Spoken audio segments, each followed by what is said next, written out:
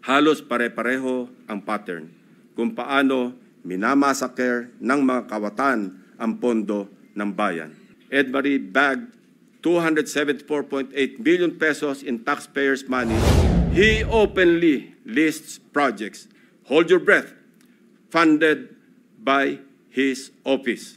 Isa pa sa pinagmamalaki ng mga pag-angking congressman ay ang flood control structure sa Butas.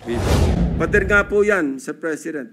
Perimeter fence ng subdivision, sari-saring gimmick, makapandaya lang ng milyones sa kaban ng bayan.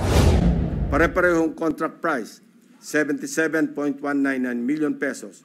Pare-parehong riverbank protection structure, pare-parehong guni-guni.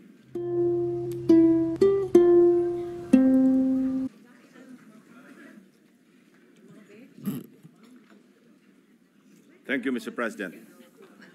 Mr. President, my distinguished colleagues, I rise on a matter of personal and collective privilege to uncover schemes surrounding a systemic problem in our country, one that submerges our nation not just in floodwaters, but in depths of corruption. In the course of our research and investigation, we encountered several words. Their meanings we could not find in the dictionary. So, we looked somewhere else. Alas, we found them in the corruptionary. We have a saying, a leaky roof today is a ruined home tomorrow. Thankfully, President Bongbong Marcos himself has taken decisive steps to plug the leaky roof as a determined follow-through on his striking rebuke and appeal to conscience with his resounding admonition, mahiya naman kayo. Wasting no time after his stern warning during the last SONA against those who misuse public funds, Malacanang established and launched the Sumbong sa Pangulo website last week.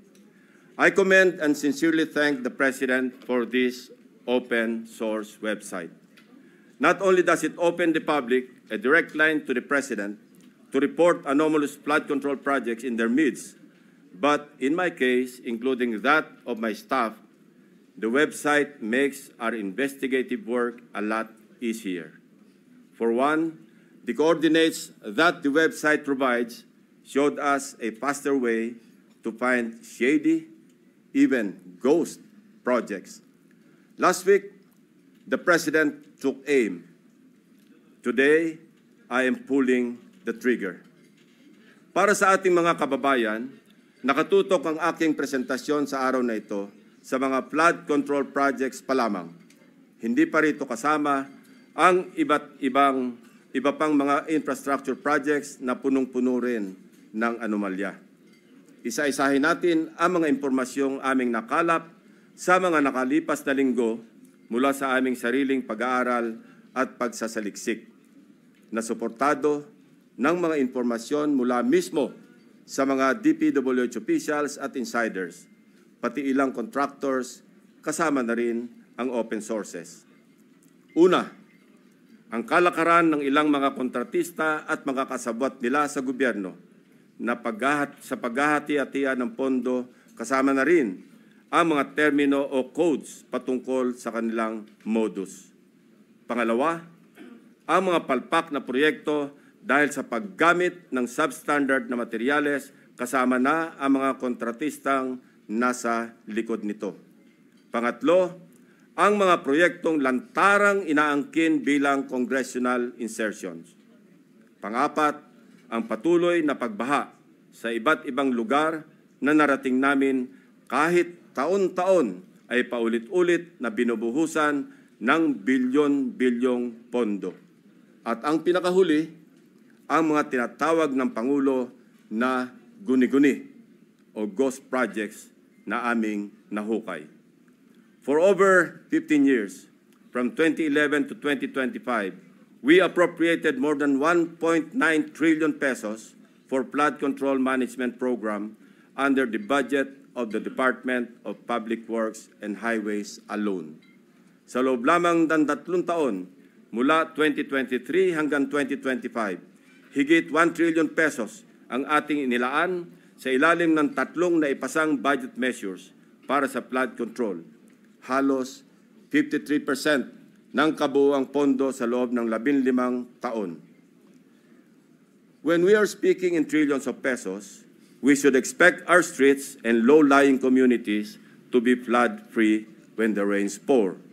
Gayunpaman, sa paghagupit ng magkakasunod na habagat at mga bagyong Krising, Dante at Emo, ilang linggo pa lamang ang nakalipas, kasamang winasak at inanod ng baha ang bilyon-bilyong pisong halaga ng mga flood control projects na halos bago at kakukumpleto pa lamang na dapat sana ay nagbigay proteksyon sa ating mga kabahayan at komunidad. Corruption has been so pervasive and systemic that doing so is like a piece of cake. And when I say piece of cake, I mean that funds for a specific project are divided, shares vary depending on greed, big parts swallowed by corrupt operators, both from the public and private sectors, leaving only crumbs for actual project implementation. May ilan pa ngang proyekto, hindi man lang nagtira para sa taong bayan. Ang tawag ng Pangulong Marcos dito, guni-guni o ghost projects. Mr. President, let me illustrate an example of the pie sharing in a severely corrupted project. Nais kong bigyan diin na hindi ito representasyon ng lahat ng kalakaran sa flood control projects sa buong Pilipinas. While the pillaging pattern is relatively the same, the pie sharing varies depending on the level of greed. Ihiwalay muna natin ang mga regular o legal na buwis at insurances na automatic na binabawas sa mga proyekto. 5% value-added tax, 2% withholding tax, 1% para sa bonds and insurances at 1% materials testing. Ibawas na rin natin ang allowable contractor's profit na 8 to 10%. Halimbawa, sa 100 million piso na pondo para sa flood control project, kung ibabawas ang maximum allowable deductions, nasa 82 million ang matitira para sa proyekto. Pero hindi pa rito nagtatapos, Mr. President. Kakatayin pa ang budget para sa mga lagay, commissions, SOPs, at iba-iba pang terminong binubuo para sa shares ng mga korap. Sa mga halos magkakaparehong impormasyon na aming nakalap, ganito kagarapal ang sistema sa hatian ng isang maanumalyang proyekto. 8 to 10% para sa mga opisyal ng DPWH. Swerte na daw kung pumayag ang district engineer na 6% lamang ang parte niya. May ekstrang 2 to 3% pa na parte ang District Engineering Office kung may sosobra sa contractor's profit. Na-compute na rin kasi ng District Engineering Office ang tutubuin ng contractor mula sa project at sinisiguro na nila na sosobra ito sa allowable profit para mayroon pa silang kukubrahin. Ang tawag nila rito, reseta. Reseta dahil ang presyo na itinakda ng District Engineering Office ay nakasulat at napagdesisyonan na. Parang gamot, Mr. President, lulunukin na lang ng contractor. 5 to 6% para sa mga miyembro ng Beach and Awards Committee or BAC. 0.5 to 1% para sa COA. Mr. President, meron pa ngayon tinatawag na passing through or parking fee na aabot sa katumbas na 5 to 6% ng pondo. Ito ang itinuturing na royalty, ang tawag sa lagay na ibinibigay sa politikong may kontrol sa distrito kung saan i-implementa o itatayo ang proyekto. Lo and behold, Mr. President, 20 to 25% ang karaniwang napupunta sa funder o project proponent na politiko.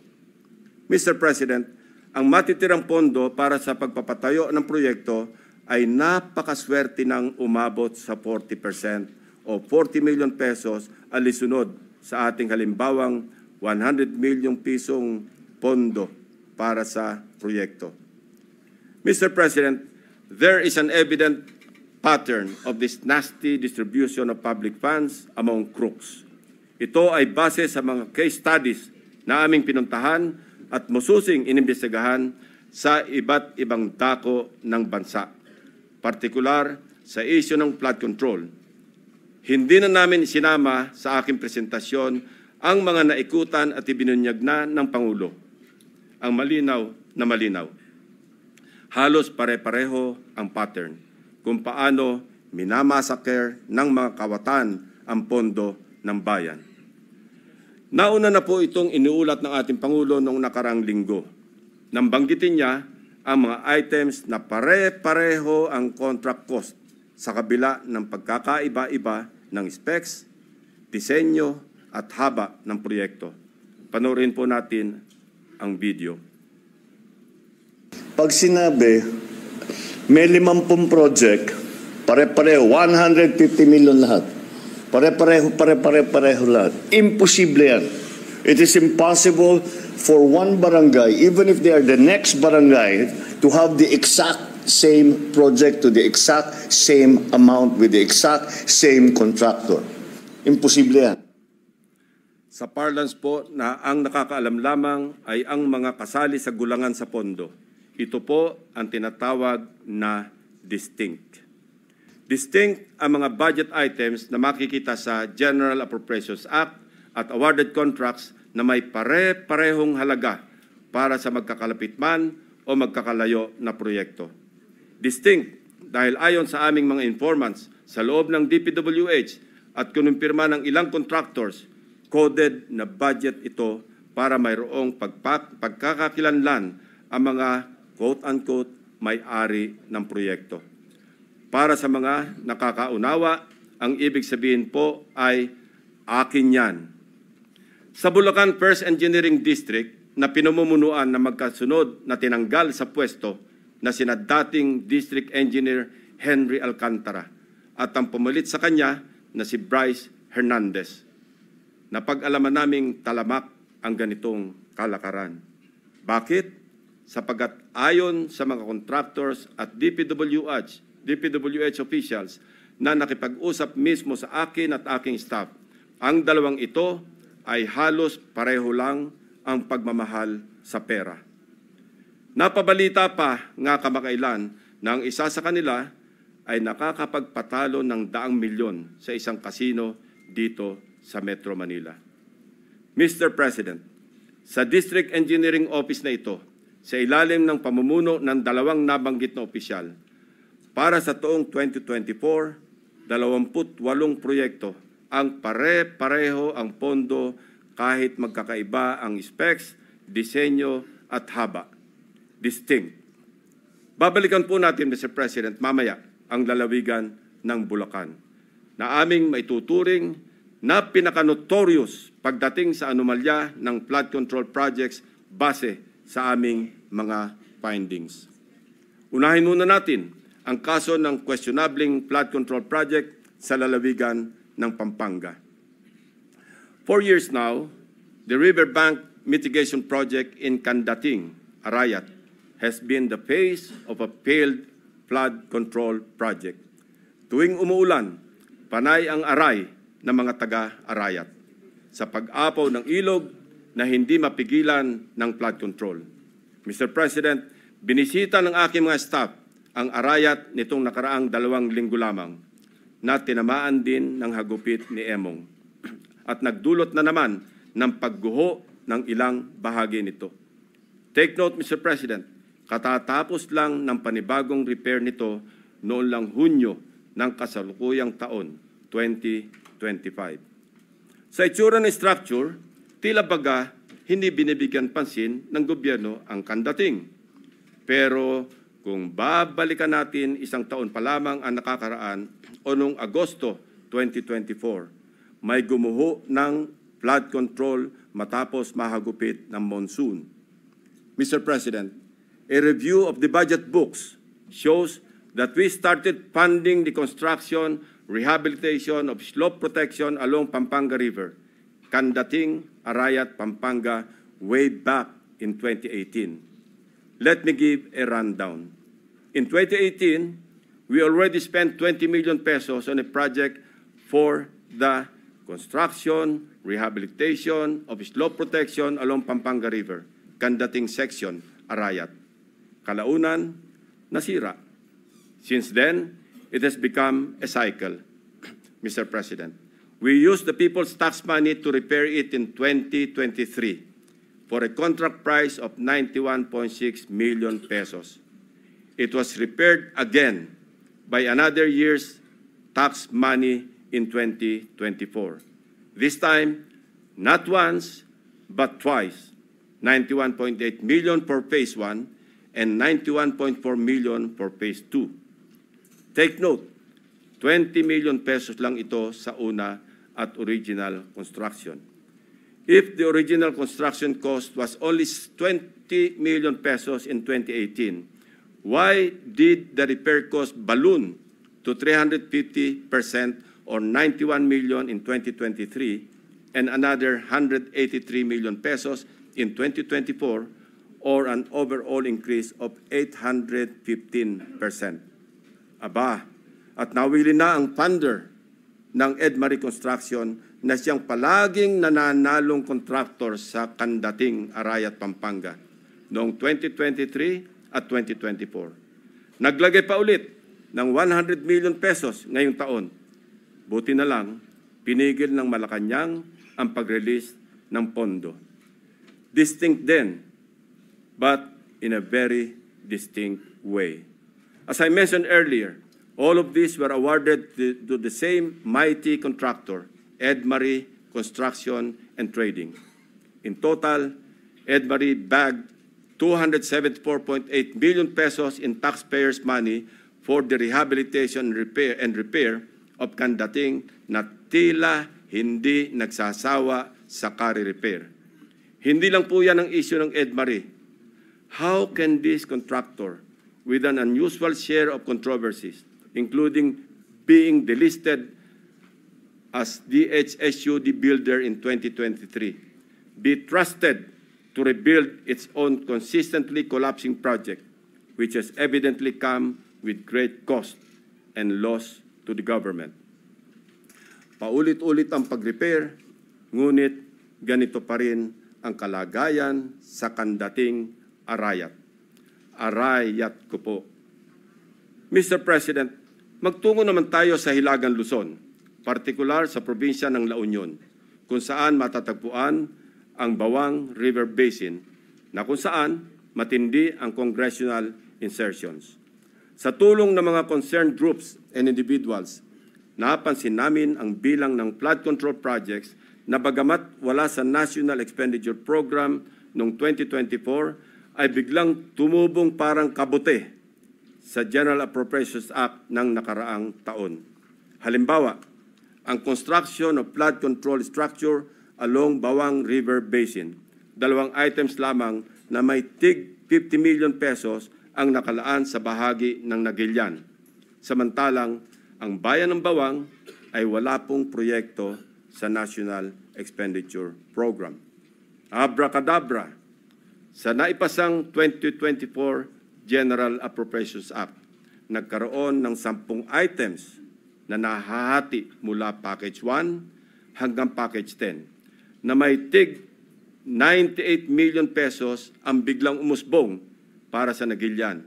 Sa kabuuan, ang 10 packages na ito ay umabot sa 967.4 million pesos. Halos 1 bilyong piso kumpara sa 2 tig 50 million lamang sa 2024 NEP. Sa Bawang naman, 7 packages ang lumitaw na may magkakaparehong halaga, 89 million pesos each. Sa kabuuan, ito ay nagkakahalaga ng 623 million pesos mula zero budget sa NEP ng 2024. Sa aming masinsing pagkalkal, ay natuklasan naming iisang kontraktor ang naawardan ng lahat ng packages na ito. ang Silver Wolves Construction Corporation. Distinct pa rin, distinguished colleagues. Ito ang nabanggit kong pork barrel insertions kanina, Mr. President. Meron pang mas matinding congressional insertions, ipapakita ko sa inyo. Baco at Nauhan, Oriental Mindoro. Aguila congressional insertions. Mr. President, when flood control projects fail to stand against the tides, we are compelled to question the feasibility of the project and the technical capacity of the contractor. But what if an elected congressman or a political group claims ownership of the project? Is it not both proper and necessary to scrutinize their motivations and examine the extent of their involvement, and perhaps to hold them responsible? This explains the logic why I am insisting to make transparent the identities of the proponents of the insertions from the House GAB, Senate version, and all the way to the BICAM. If they claim something as theirs, should they not also be accountable for its failures? Mr. President, I raise the question because of the evident congressional banners we observe alongside many projects in Nauhan and Baco, both in Oriental Mindoro. Bilang halimbawa, in Barangay Burbuli, Baco, Oriental Mindoro, one banner reads, Congressional Project, Construction of Flood Control Structure along Barangay Burbuli, Alag River, Baco, Oriental Mindoro, Aguila, Aksyon, Gobyerno at Inisyatibo sa Larangang Lehislatura. This project, awarded to Silver Wolves Construction Corporation again, is worth 95 million pesos. It is an ongoing project to be completed in December 2025. This project is so important that it can turn stones and get funding approval under the unprogrammed appropriations of the 2024 national budget. This prompts us to dig deeper into the web. And as they say, social media is a great resource of evidence, which lawyers fondly call testimony against self-interest. In one Facebook post, we discovered a congressional representative showcasing his midterm accomplishment report covering the period from June 30, 2022 to December 31, 2023. He openly lists projects, hold your breath, funded by his office. I repeat, funded by his office, including flood control and river protection initiatives. From Aguilas Baco, let us travel to Aguilas Nauhan, also in Oriental Mindoro. Mr. President, Nauhan is among the beneficiaries of 3.6 billion pesos worth of projects, while Baco proudly lists 807 million, all of which is attributed to and owned up by the office of the congressman. Hindi lamang po ito ang maswerteng napondohan. Isa pa sa pinagmamalaki ng mapag-angking congressman ay ang flood control structure sa Butas River upstream, Barangay San Jose, Nauhan, Oriental, Mindoro. We took time to visit the project, Mr. President, which he referred to as a national project through congressional allocation. The project was awarded to Raymond Builders for 231 million pesos. At hinugot pa rin ito sa unprogrammed funds. Dalawang projects na po ito ng Aguila na natuklasan naming mula sa unprogrammed funds, isa sa Barangay Burbuli at isa sa Barangay San Jose. Sa tagal ko na rin pong nagbubusisi ng pambasang budget, ang pagkakaalam ko po, masalimuot ang proseso ng paggamit ng unprogrammed appropriations under the Special Purpose Fund para mag-augment sa ilang items under the regular budget. Hindi po madaling ma-access ito. Dapat A, may excess revenue collections, or B, new revenue collections, or C, those arising from new tax or non-tax sources, or D, approved loans para sa foreign-assisted projects.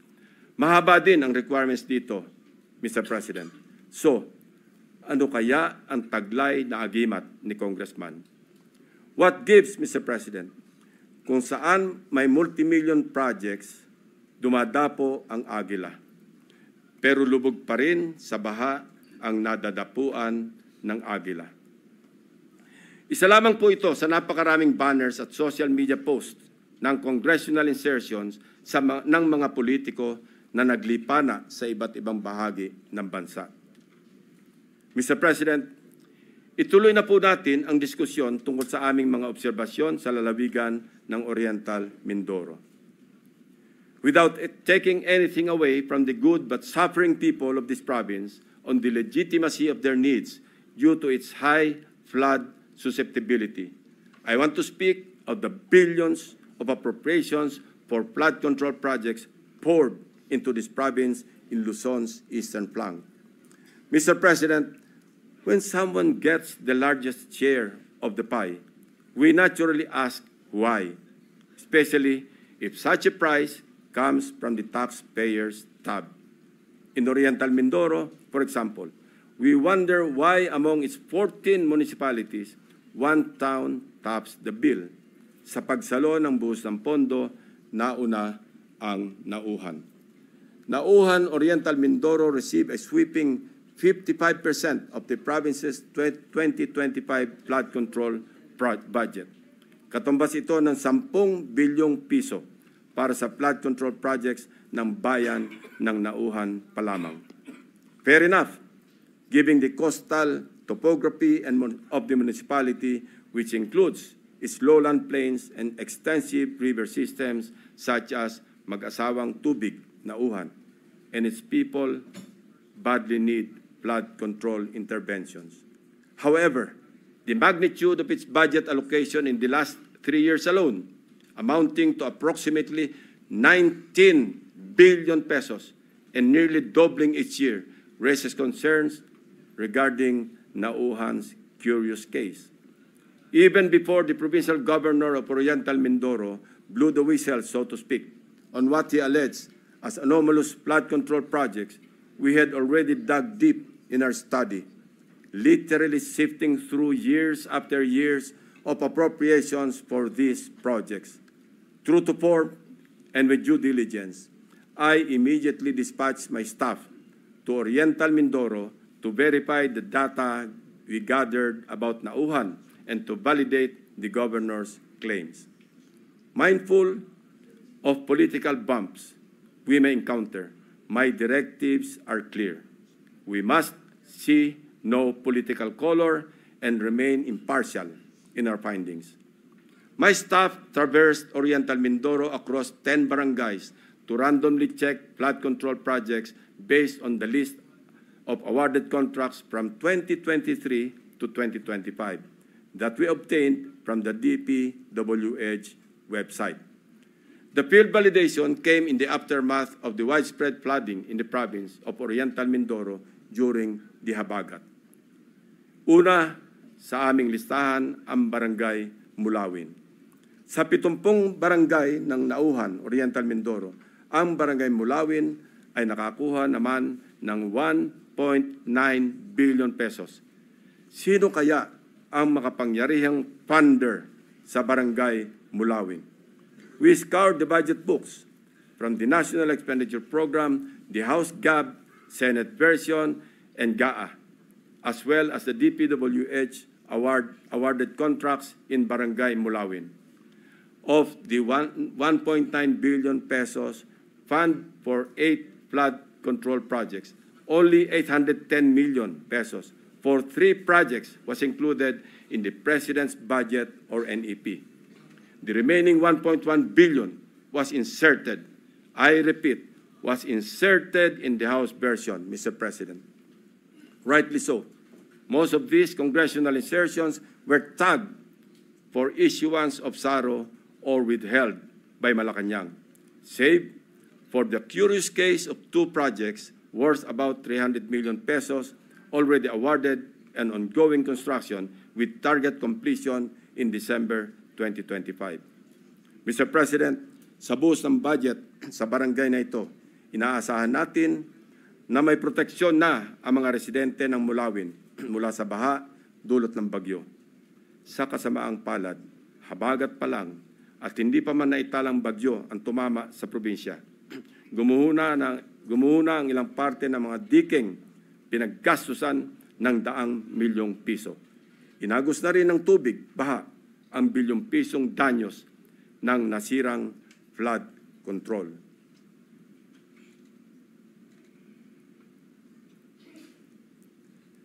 Ito mismo ang parehong barangay na gustong inspeksyonin sana ni Governor Dolor noong nakaraang Sabado lamang, kung saan napabalita ang pagharang sa kanya ng security personnel sapagkat ayon daw sa kontraktor ng proyekto, kinakailangan ng written approval mula sa DPWH bago makapasok ang sinuman sa construction area.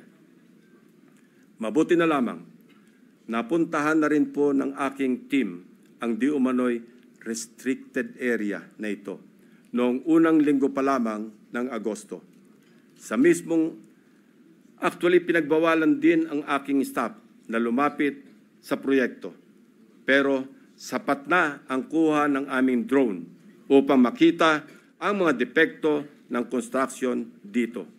Na halatang gusto ng naturang kontraktor na isikreto dahil sa ginagawang paghahabol upang kumpunuhin at remedyohan ang palpak na proyekto at mapagtakpan ang kanilang kapalpakan. We are willing to submit our drone shots and other pieces of evidence to assist in the investigation and prosecution of those involved in these anomalous projects. Mula sa aming sariling footage, kitang-kita ang mga bahagi ng road dike na ginawa noong 2024 na gumuho. Ang nakikita niyong flood control project ay nagkakahalaga ng 204.8 million pesos na base sa official record ng DPWH ay completed project na nito lamang Pebrero 2025. Halos 3 buwan pa lamang ang lumipas, Mr. President. Gayunpaman, kabago-bagong proyekto, gumuho na agad ang dike dahil sa nakaraang bagyong Krising, Dante at Emong. Kasama ang lagpas 200 milyong pondo na inalaan dito. Sa kahabaan pa rin ng Bukayaw River, natagpuan naman namin ang isa sa mga congressional insertion na nagkakahalaga ng 137 million at inaasahang matatapos ngayong Disyembre. Kasabay ng hagupit ng habagat, inanod na rin ang malaking bahagi ng binubuong dike. We heard grim stories about why these structures fall easily. From the improper embankment mix of gravel, sand, and stones, sheet piles cut in half, and lower-grade reinforcement steel bars. Tinipid, sinadyang minali, at shortcut ang pagkagawa. Sad reality, Mr. President, is mayroon na rin silang standard para sa substandard. We go to another top-billing barangay, Barangay Tagumpay. Barangay Tagumpay, still in Nauhan, is another case of flood control. Sa taong 2023 at 2024, halos abot kamay na ng mga taga-barangay Tagumpay ang Tagumpay na layunin nitong maging ligtas sa mga pagbaha dahil sa halos 2.55 billion piso na pondong nilaan dito. Binubuo ito ng 10 proyekto sa paggawa ng road dike sa mag-asawang Tubig at Bukayaw River. Sa ulat ng gobernador na bineripika ng aking mga staff, ang mga bahagi ng bilyones na proyektong ito, 2 beses na pong nasira ngayong taon. Ang pinakamalala nitong nakaraang bagyong Emong. Sa mga larawan o video nakuha ng aming team, kapansin-pansin nga naman na imbes na graba, buhangin at simento, buhangin ang laman ng structure na ito. Kaya naman, ayon din sa mga residente, sa sandaling magkabutas, mabilis na pumapasok ang tubig at kinakain ang ilalim. Sa aming pag-iimbestiga, Hindi rin daw di umano masusunod o nasusunod ang dapat na lalim ng pagbabaon ng mga sheet piles na magiging suporta ng buong road dike.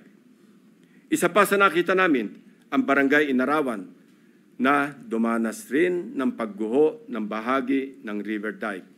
Sa aming pagsisiyasat, isa ang barangay na ito sa pinakamaraming buhos ng proyekto noong 2023 at 2024. Tumabo po ito ng 1.764 bilyong piso para sa construction ng road dike sa kahabaan ng mag-asawang tubig. Sa lahat ng proyektong nilaan sa Barangay Inarawan, tanging ang SunWest Incorporated ang nakakopo ng mga proyekto. Ito ang kontraktor na una na nating narinig sa ulat ng Pangulo bilang pangwalo sa mga kontratistang nakakuha ng pinakamarami at pinakamalaking kontrata sa flood control. Mr. President, sinuyod din namin ang ilang pangbarangay na binuhusan ng pondo, ngunit hindi pa rin nakaligtas sa daluyong ng pagbaha dahil sa karamihan ay substandard, gumuho at hindi napanindigan ang pagiging flood control structure. Ilan sa mga ito ang mga sumusunod na ipapakita natin. Sa Barangay Pinagsabangan 2, higit 228 milyong piso ang pondong nilaan, pero ang reklamo ng mga residente, putol-putol ang pagkagawa ng river control. Malaking bahagi rin ito ang gumuho ng nagdaang habagat. Sa Barangay Melgar, nirereklamo ng mga residente ang mababaw na pagkakabaon ng mga bakal sa ginagawang dike. Sa taong ito, 3 coastal road shore protection ang itinatayo na ang suma total ay papalo sa halos 693 milyong piso. Sa Barangay Arangin, mayroon ding ongoing projects na nagkakahalaga ng 109 million. Ngunit hindi pa man tapos, ay nasira na ulit dahil sa habagat. Mr. President, for 3 years, 19 billion na pondo ang ibinuhos para sa flood control sa Nauhan. Umaapaw ang pondo pero lubog pa rin sa baha ang mga Nauhenyo. Ano nangyari, Mr. President? Kaninong mga bulsa inanod ang buwis ng taong bayan? Kung sa Oriental Mindoro gumuguho ang mga proyekto, mamaya po, Mr. President, ipapakita namin ang mga lugar naman na walang makikitang gumuguho. Hindi dahil sa matitibay ang paggagawa, kundi dahil hindi talaga maaaring gumuho ang guni-guni o ghost projects. Mr. President, sa Kalapit Barangay, sa Barangay Apitong, isa sa mga proyektong matyagang hinanap ng aking team ay ang construction of road dike along Mag-asawang Tubig River, Sitio Dique, Barangay Apitong, Section, Nauhan, Oriental, Mindoro, na na-award sa Elite General Contractor and Development Corporation. Ang halaga ng kontrata, 192.99 million pesos. Ayon sa dokumentong ito, mula sa DPWH website, completed na po ito. Ngunit, nang puntahan ng aking team, wala po silang nakitang proyekto sa Sitio Dique. Ayon din po sa pahayag ng mga residente, wala pong flood control na ginawa noong nakaraang taon sa kanilang sitio. Ang alam lang nila, mayroong gagawin pa lamang ngayong 2025. Nasaan ang halos 193 million na pondo sa Sitio Dique noong 2024? Eksakto ang lokasyon na aming pinuntahan sapagkat consistent ito sa coordinates na nakalathala sa DPWH at sa sumbong sa Pangulo website. Guni-guni o guni-guni? Mr. President, distinguished colleagues, tuloy-tuloy na po tayo sa usapang guni-guni sa mga proyekto sa lalawigan ng Bulacan. Nasabi ko nga kanina ay ang pinaka-notorious sa aming mga case studies na sa ulat na rin ng mga taga-DPWH officials at insiders at ilang contractors ay minumulto ng humigit kumulang 30 guni-guning proyekto. Una sa aming pinuntahan, ang siyudad ng Malolos, kung saan kitang-kita ang labis na pagbaha sa kabila ng una ng napaulat na buhos ng pondo sa probinsya. Isa sa aming binisitang proyekto ng aking team sa Barangay Calero ay ang construction of riverbank protection na may kontratang nagkakahalaga ng 77 million pesos. Ang kontraktor nito, base sa record, ay Wawaw Builders at tagged as completed as of October 2024. Gamit ang coordinates sa Sumbong sa Pangulo website, madali naming natunton ang lokasyon ng proyekto. Inabutan po namin ang flood control structure na ayon sa mga residente ay sinimulang gawin ngayong taon, 2025 lamang. Ibig sabihin po, ang pondo nito ay nasa taong 2025, hindi 2024. Sigurado kami sapagkat iba ang contract ID nito base sa DPWH billboard na inyong nakikita sa screen. Kinumpirma din po ng mga residente na walang flood control project na ginawa sa lugar noong 2024. Ang malaking tanong, ano ang riverbank protection structure na pinondohan at sinasabing completed dito? Ito po bang nakikita nating puting pader sa screen? Pader nga po yan, Mr. President. Perimeter fence ng subdivision. Mr. President, sari-saring gimmick, makapandaya lang ng milyones sa kaban ng bayan. Magtungo tayo sa susunod na barangay, Mr. President. Lula ng bangka, binagtas ng aking mga staff ang barangay Babatnin upang hanapin ang riverbank protective structure na pinondohan noong 2024. Ito ay nagkakahalaga ng 77 million pesos ulit na nakuha naman ng Darcy and Ana Builders. Mayroong flood control project na kumpirmado rin sa mga online videos na nahanap namin. Ang siste, hindi po ito ginawa noong 2024. 2018 pa po, Mr. President. Pinondohan din ito noong 2021, 2023, at 2024. Ayon sa mga residente, ang huling pagsasaayos dito ay nangyari noong 2023 na substandard din ang pagkakagawa. So, kanino napunta ang inilagak na pondo sa ilalim ng 2024 National Budget para sa proyekto na ito? Paulit-ulit ang pagpopondo kahit gawa na. Bagong style ito, Mr. President. Ilan pa kayang flood control projects ang ganito? Ang contractor nito na Darcy and Ana Builders. Nagmimistulang multo rin. Bakit kanyo? Base sa mga dokumento ng kumpanyang ito. Ito ay isang negosyo na rehistrado sa ilalim ng sole proprietorship at may address sa Cardona, Rizal. Sa pamamagitan ng simpleng pag-search sa Google Map, ay madaling makita ang gusali kung nasaan ang nasabing negosyo.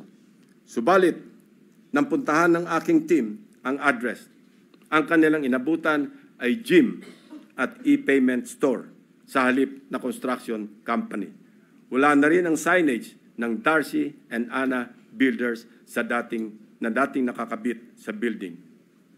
Maya-maya, ipapakita pa namin ang mga natuklasan naming proyekto na gawa o dapat ginawa ng nawawalang Darcy and Ana Builders. Sinunod din po natin ang ilang barangay sa Hagonoy, Bulacan, na hanggang ngayon ay lubog pa rin sa tubig baha, Mr. President.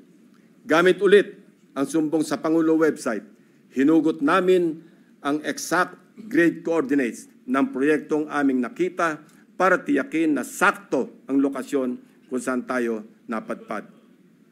Mr. President, the first subject project was in Barangay Carillo, Hagonoy, Bulacan. Supposedly completed on April 19, 2024. It was awarded to Darcy and Ana Builders and Trading for a sweeping price tag of 77.199 million pesos na naman. Mr. President, gusto po ba ninyo makita ang itsura ng isang 77.199 million pesos worth na riverbank protection structure? Tingnan po natin. Nasaan na nga ba? Ewan ko, Mr. President, dahil wala tayong makita. Kahit ano pang suyod ang gawin namin, hindi namin makita o mahagilap ang flood control project ng Darcy and Ana Builders. Hello, Darcy. Ang Ana and Ana, nasaan ang flood control? Tumawid naman tayo sa Barangay Abulalas, sa bayan pa rin ng Hagonoy. Silipin natin ang Tatak Darcy and Ana Builders Flood Control Project. Sinuong ng aking team ang baha sa Barangay Abulalas, Hagonoy para hanapin ang proyektong construction of riverbank protection structure mula sa Darcy and Ana na nagkakahalaga ng 77.199 million pesos na naman. Ito po ang tumambad sa amin, Mr. President. Nakikita niyo po ba ang pagkakatayo ng flood control structure?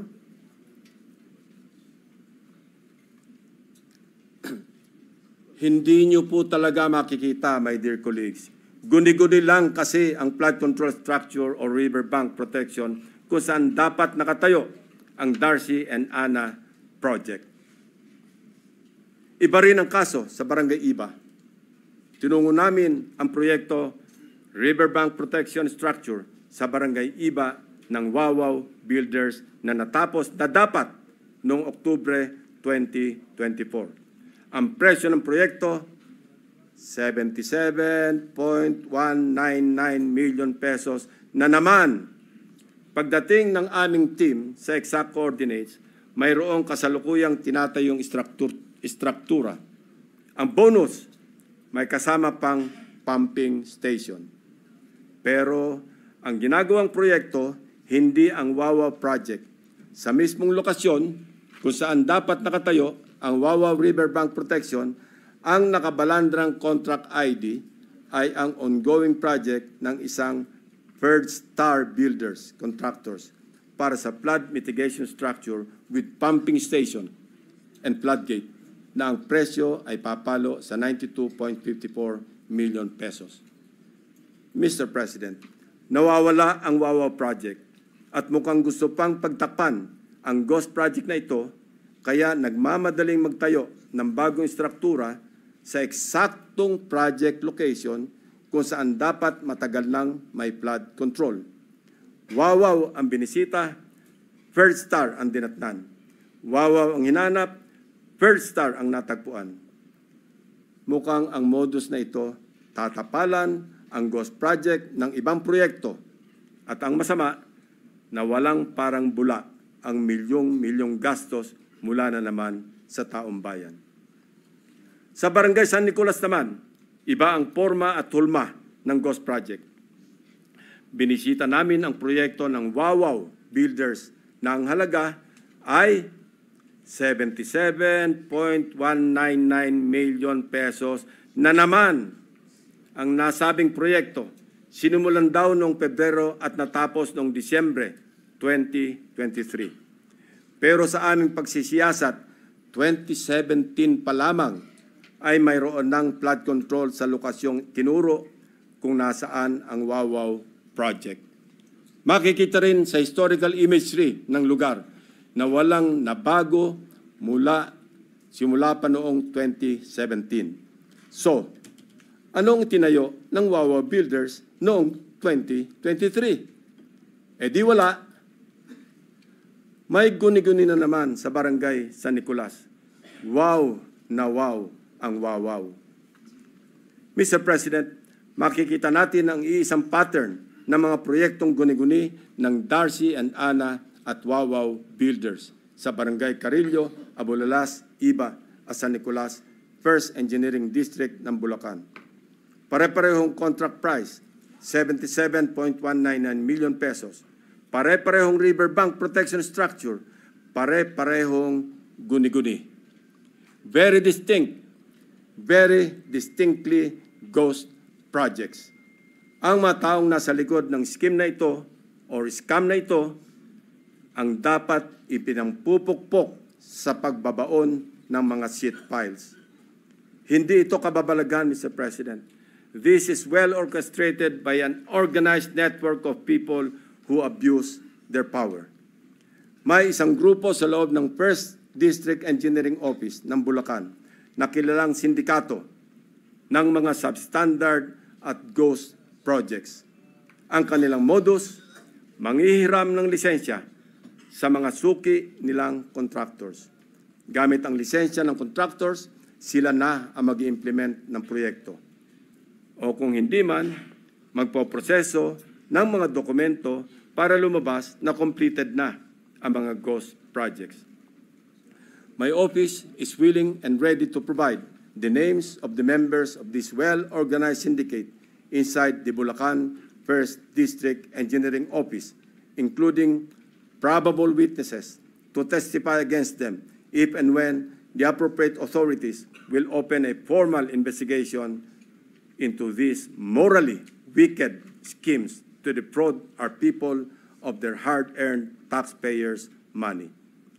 For the information of the body, inikot at siniyasat din po namin ang ilang mga proyekto sa Kabikulan, Davao Peninsula, Western Visayas at Central Mindanao. Kasalukuyang ginagawa pa ang validation ng aming findings para sa mga susunod na investigasyon. Mr. President, my distinguished colleagues, we all heard President Marcos Jr. in his rare, exasperated, confrontational tone during his 4th SONA last July 28. Pinalakpakan natin siya ng malakas nang sabihin niya sa ating harap-harapan sa plenaryo ng Batasang Pambansa, mahiya naman kayo. And rightly so, since he also said in the same SONA that he witnessed firsthand how the floodgates of corruption have swung wide open in many areas he personally inspected. He saw defective flood control projects, obviously built with substandard materials or not built at all, wasting hundreds of billions of pesos in taxpayers' money drifted away and down the drain. And all this, Mr. President, went straight to the pockets of the insatiably greedy, so vile, so greedy, and corrupt to the core politicians, DPWH officials, and contractors, conniving among themselves, unmindful of the lives lost and the properties destroyed, all for their lust for money. This humble representation just confirmed with sordid details what President Marcos announced in the launching of the Sumbong sa Pangulo website, which greatly helped us in tracking and monitoring the status of the non-existing but fully paid flood control projects. Mr. President, distinguished colleagues, we can do our part in leading the way under your leadership and the cooperation that each and every one of us in this august hall to set the example in good governance. We can start with an honest-to-goodness and fully transparent deliberation of the 2026 National Budget Measure that will truly represent the hopes and aspirations of our people for a better Philippines. Sa isang taon, wag naman sana nating marinig na mapagsabihan tayo na mga walang hiya kayo. Sa haba at lawak ng aming pagsisiyasat, may mga gustong magsalita at tumulong.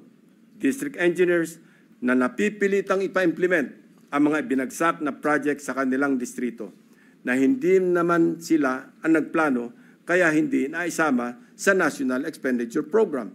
Subalit, dahil nagmula sa mga insertions ng mga tinaguriang funders sa Kongreso, mga contractors na kapit sa patalim dahil sa bulok na sistema ng talamak na lagayan, tali ang mga kamay dahil sa kanilang pakikisama na kasalalay ang kanilang hanap buhay. At higit sa lahat, mga taong bayan na nais ipaabot ang kanilang hinaing. Madami din sa mga nakausap namin ang handang pangalanan ang mga tiwaling opisyal ng gobyerno na tunay na nasa likod ng mga milagro sa flood control. Ang halos nagkakaisang tanong nila, na mahirap kong saguting mag-isa. Sagot ba ninyo ang kaligtasan namin at sigurado bang tuloy-tuloy ang laban hanggang sa dulo o habang mainit lamang ang issue na ito? When few good officials or regretful men are willing to speak truth to power, they must be heard. They must be seen. They must be protected. The depth of corruption has become so overwhelming that it drowns us in our sad reality. More than flood control, what the Filipino people badly need to see is grid control. Thank you, Mr. President. Thank you, Senator Lacson. Mr. President, Majority Leader. Mr. President, there are a number of our colleagues who wanted to make a manifestation. May I just be allowed to give a very short manifestation considering, Mr. President, the situation where I come from, Mr. President. I hope you understand. Yes, please With the proceed, indulgence of our colleagues. Please proceed, Majority Leader. Mr. President, this will be just very short. I just wanted to put on record, Mr. President, na nakapanlulumo, nakakagalit at nakakakulo ng dugo, Mr. President, na marinig at makita right before our very eyes yung pong mga hindi ko kayang sabihin na malademonyong proyekto dahil sabi nga ho ni Senator Lacson, guni-guni hindi na makita. Siguro ito po yung dahilan kung bakit for the past 3 years siguro naiintindihan na ako ni Senator Bato, ni Senator JV, the past 3 years, bakit ako nanggagalaite. 3 taon ko na po itong sinasabi, itong mga kalokohan sa flood control program. Mr. President, ginahasa po ng flood control program ng gobyerno ang aming lalawigan sa Bulacan. Nakakalungkot po, Mr. President, sapagkat pag tinignan nyo rin po itong 2025 flood control budget, Mr. President, yung binabanggit po ni Senator Ping na pare-pareho po yung amount, ganito pa rin po. Total of 14 billion sa lalawigan ng Bulacan. Mr. President, nandito po yung ilang mga mayors natin. Nandito po si Mayor Bong, si Mayor ng Balagtas, Mayor ng San Miguel, Bulacan. Nandito po sila para suportahan ang Senado, para magkaroon ng no nonsense, no secret cows, Mr. President, na investigasyon at masiguro na magkaroon ng hustisya ang aming minamahal na lalawigan. Mr. President, gusto ko lang pong i-put into the record that we thank the gentleman from Cavite, Mr. President. We have been looking forward to seeing him here in the Senate dahil alam natin, Mr. President, may mangyayari na dito sa ating ginagawang investigasyon at mapapanagot ang dapat mapanagot. And again, I appeal to the members of this August Chamber to help not only our great province of Bulacan but also all provinces in the Philippines. Maraming salamat, Ginoong Pangulo. May I give the floor to our Minority Leader who is seeking the floor, Mr. President. Thank you, Majority Leader. Before I recognize the Minority Leader, the Chair would also like to thank Senator Lacson for his bombastic privilege speech and congratulate him. Congratulations, Senator Lacson. Minority Leader. Yes. Thank you, Mr. President.